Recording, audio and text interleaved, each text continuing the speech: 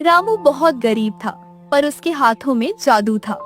एक दिन वह अपने टूटे हुए घर में छोले उबाल रहा था। उसकी बीमार बेटी बिस्तर पर लेटी थी। रामू ने अपनी पत्नी को हौसला देते हुए कहा, तुम चिंता मत करो भाग्यवान। कल से मैं सड़क किनारे 120 रुपए में अनलिमिटेड छोले कुलचे का ठेला लगाऊंगा। देखना, मेरी मेहनत रंग लाएगी और हम अपनी बच्ची का इलाज जरूर करवाएंगे।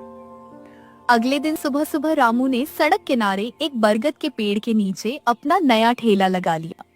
तवे पर मक्खन में सिकते करारे कुलचे और मसालों से महकते छोलों की खुशबू दूर दूर तक फैलने लगी। आओ भाई आओ, गर्मा गर्म छोले कुलचे सिर्फ 120 रुपए में पेट भर के खाओ, जितना मर्जी उतना खाओ। अरे रामू भाई, आज नया ठेला लगा लिया क्या? पर ये जो तुम चिल्ला रहे हो, 120 रुपए में पेट भर खाना, ये सच बोल रहे हो या सुबह सुबह मेरे साथ कोई मजाक कर रहे हो? मजाक नहीं मंगल भाई, एकदम सच है। हम गरीबों का ठेला है तो अपनों के लिए ही है ना। तुम बस आराम से बैठकर खाओ, स्वाद ना आए तो एक भी पैसा मत देना। मंगल ने छोले कुलचे की पहली बाइट ली और उसकी आंखें खुशी से चमक उठीं। वाह रामू भाई, तुम्हारे हाथों में तो सच में कोई जादू है। कुलचे एकदम मक्खन में तैर रहे हैं और छोलों का ये मसालेदार स्वाद, मजा ही आ गया भाई। अरे मंगल भाई, खिसकना जरा, थोड़ी जगह देना। रामू, एक प्लेट इधर भी लगा दे जल्दी से। सुबह से ईंट उठा उठाकर कमर टूट गई है। अब तुम्हारे ठेले से ऐसी खुशबू उठी कि मुझसे रुका ही नहीं गया। ये लीजिए बिरजू भाई, आराम से खाइए। खत्म हो जाए तो बिना संकोच के बताना, मैं और छोले डाल दूंगा। अरे वाह, 120 रुपए में इतना बढ़िया और छक्कर खाना। रामू, तू तो हम गरीबों के लिए किसी भगवान से कम नहीं है। अब से रोज की हमारी रोटी तेरे ही ठेले से चलेगी। बिरजू और मंगल की बातें सुनकर आसपास से गुजरने वाले और भी मजदूर, राहगीर और रेहड़ी वाले वहाँ रुकने लगे।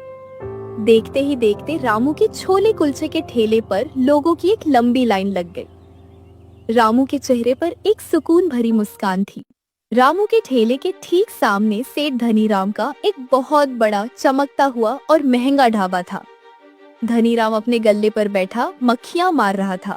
जब उसने अपनी दुकान के बाहर झांक कर देखा तो रामू के ठेले पर लगी भारी भीड़ और लोगों की वाहवाही सुनकर उसका खून खौल उठा। ये क्या तमाशा है?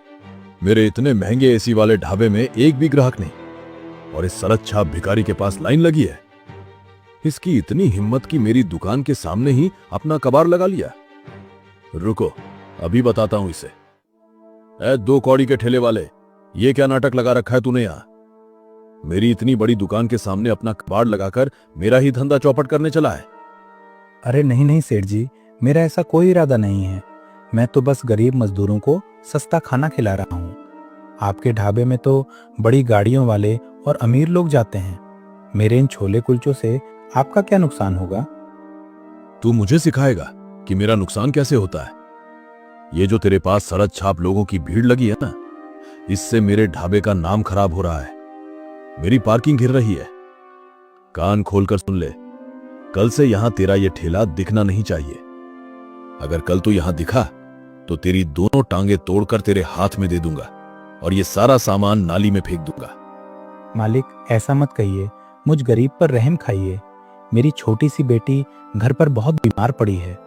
उसके इलाज के लिए मुझे पैसों की सख्त जरूरत है।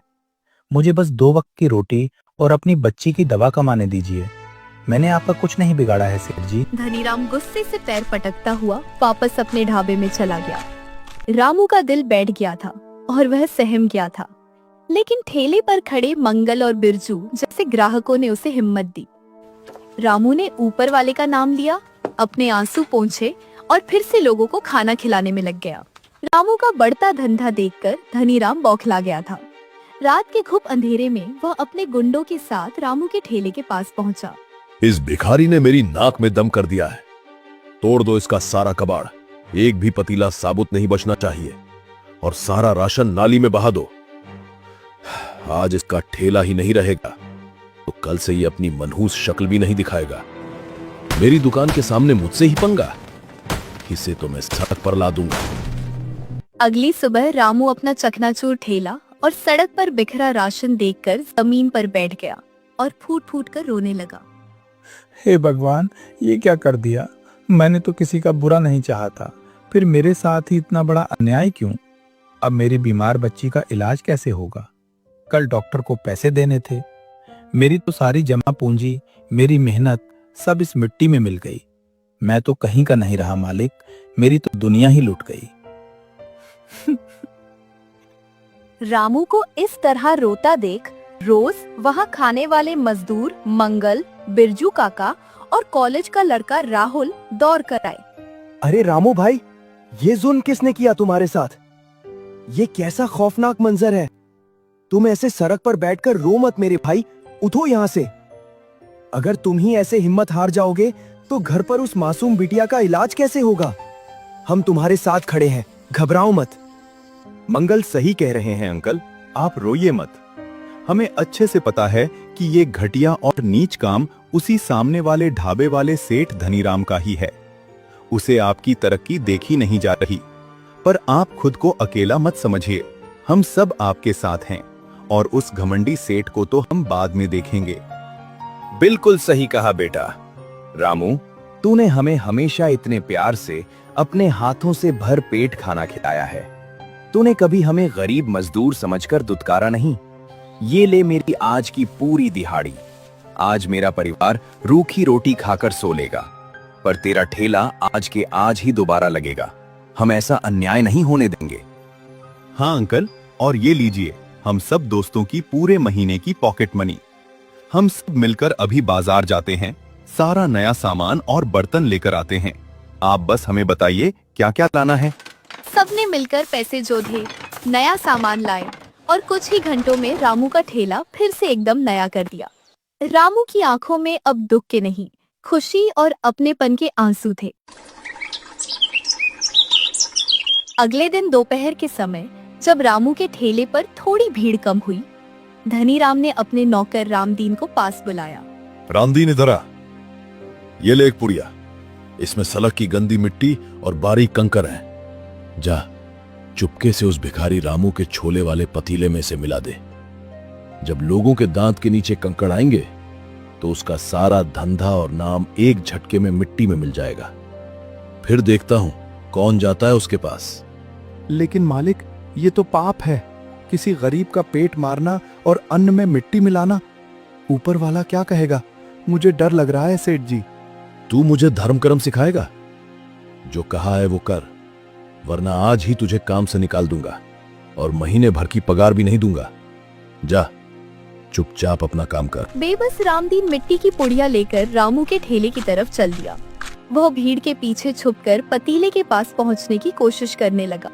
उसे बुरा लग रहा था और उसका हाथ कांप रहा था। तभी वहाँ फटे पुराने कपड़ों में एक भूखा अनाथ बच्चा आ गया। अंकल, मैं कल से भूखा हूँ, क्या मुझे थोड़े से छोले मिल सकते हैं? मेरे पास पैसे नहीं है, पर मैं आपके बर्तन धो दूंगा। मुझे बहुत तेज भूख लगी है। अरे मेरे बच्चे, बर्तन क्यों धोएगा तू? ये ठेला तेरे जैसे बच्चों के लिए ही तो है। बैठ जा आराम से। जब तक रामू यहाँ है कोई बच्चा भूखा नहीं सोएगा। रामू ने एक बड़ी सी प्लेट में गर्मा गर्म कुलचे और ढेर सारे छोले डालकर उस बच्चे को अपने हाथों से खिलाना शुरू किया। बच्चा ऐसे खा रहा था जैसे उसे बरसों बाद खाना मिला हो। ठेले के पीछे छुपा रामदीन ये सब देख रहा था और उसकी आंखों में आंसू आ गए। छी, मैं भी कितना नीच काम करने जा रहा था। जो इंसान एक अनाथ बच्चे को इतने प्यार से मुफ्त में खाना खिला रहा है, उसके साफ खाने में मैं मिट्टी कैसे मिला सकता हूँ? सेठ जी तो अपने लालच में अंधे हो गए हैं, पर मैं ये पाप नहीं करूंगा। रामदीन ने वो मिट्टी की पुड़िया वहीं सड़क किनारे नाली में फेंक दी और चुपचाप मुड़कर धनीराम के पास वापस आ गया। क्या हुआ रे रामदीन, इतनी देर क्यों लगा दी?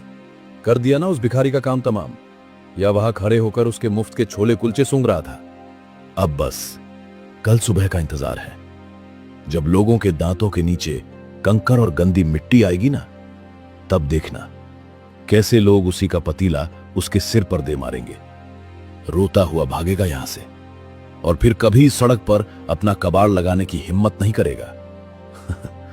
जी जी मालिक, आपका काम हो गया।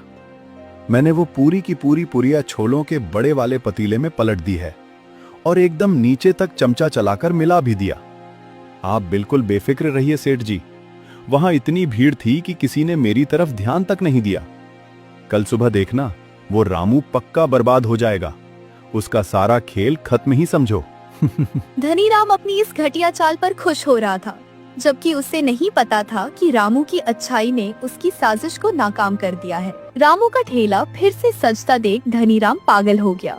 उसने अपनी आखिरी और सबसे घिनौनी चाल चली और शहर के सबसे सख्त फूड इंस्पेक्टर को फोन लगा दिया।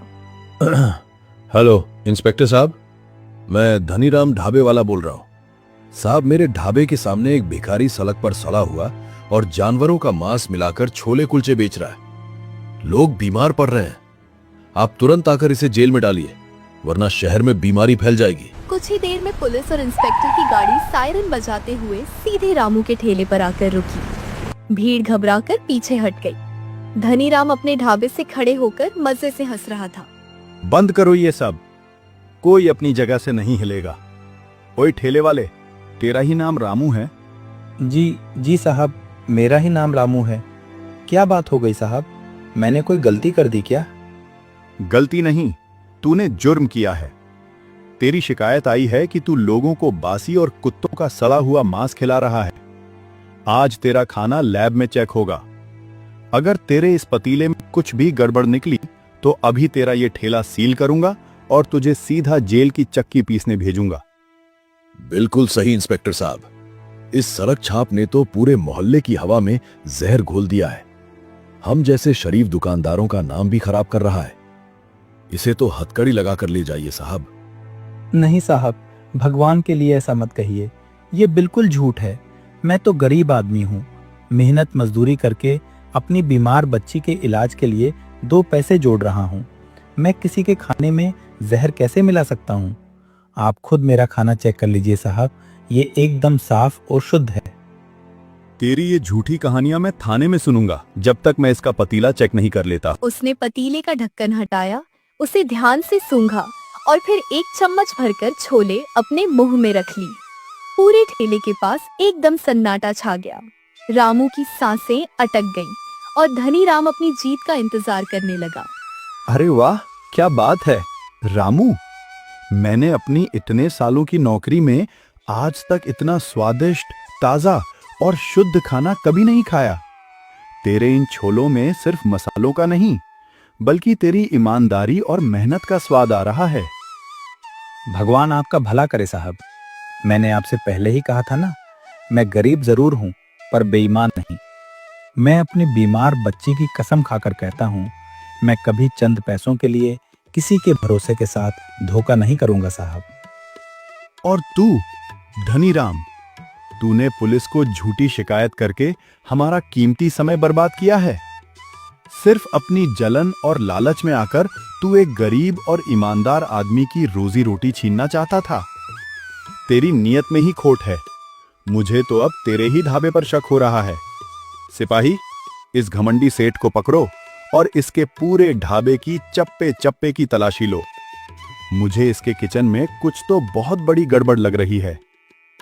अरे नहीं नहीं साहब, आप मेरे ढाबे में क्या ढूंढ रहे हैं? मेरा ढाबा तो एकदम नंबर 1 है। आप इस सड़क छाप ठेले वाले की बातों में क्यों आ रहे हैं? आप अंदर मत जाइए साहब, मैं शहर का नामी आदमी हूँ। सिपाहियों ने धनीराम की एक ना सुनी और सीधा उसके महंगे ढाबे के किचन में घुस गए। पीछे जाकर अंदर का नजारा देखकर अरे यहाँ से भी सबकी बदबू आ आंखें रही फटी है। रह गईं। कॉकरोच निकलते हैं। इंस्पेक्टर साहब, यहाँ अंदर तो बहुत बुरा हाल है। फ्रिज में हफ्तों पुराना सड़ा हुआ खाना बदबू मार रहा है। सब्जियों में कीड़े रेंग रहे हैं और बर्तनों पर काई जमी है। ये सेठ लोगों को सच में धीमा जहर खिला रहा था साहब। तो ये है तेरा नंबर 1 ढाबा, दूसरों पर जानवरों का मांस बेचने का झूठा इल्जाम लगाने वाले। तू खुद लोगों को कीड़े मकोड़े और सड़ा हुआ खाना खिलाकर उनकी जान से खेल रहा था। आज से तेरा ये ढाबा सील, इस पर भारी जुर्माना भी लगेगा और तू चलेगा सीधा हवालात की हवा खाने। ले चलो इसे और इसके ढाबे पर अभी ताला जड़ो। पुलिस धनीराम को पकड़कर ले गई और उसके ढाबे पर हमेशा के लिए ताला जड़ दिया गया।